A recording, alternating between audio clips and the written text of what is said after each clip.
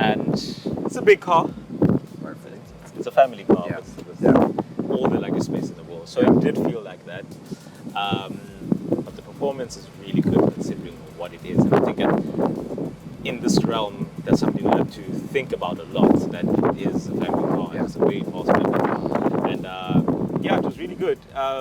Classic Audi behavior, leans on the front. Okay. So as I kept on working the tire, which held the Conti sport contact sevens, they held really well. Nice. But of course you can't fight physics, and eventually the temp started going up, and it started gradually just telling me, okay, take it easy now, she is a big girl.